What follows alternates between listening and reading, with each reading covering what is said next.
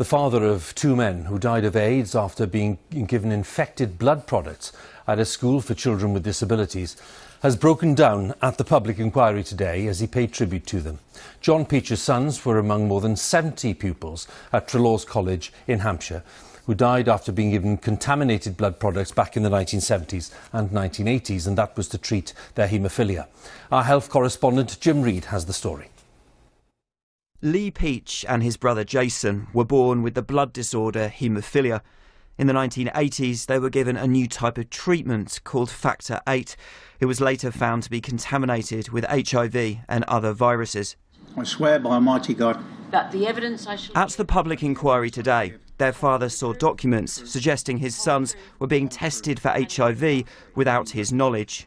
Were you told, John, that your son was having AIDS-related investigations and tests undertaken at Treloar? No, especially not that early, 1983. Christ. Both Jason and his brother were pupils at Treloar College, a specialist boarding school, and were treated at the NHS Medical Centre on the site.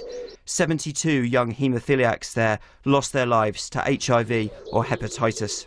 A public inquiry has heard some harrowing testimony here this week, often from former pupils of the school. Families ultimately want to know if more could have been done to protect young boys at that time. I'm going to miss these boys every day. Every day. The people responsible for distribution and regulation of blood products have a lot to answer for. All I ever wanted was the truth, and I hope this inquiry delivers it. Lee and Jason died as young men in the mid-90s.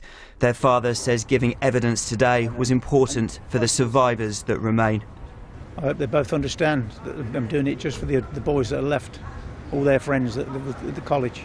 I'd like to see them get to the truth and the government stand up and put their hands in their pockets and say to the lads, you know, we're very sorry this has happened, but we're going to look after you.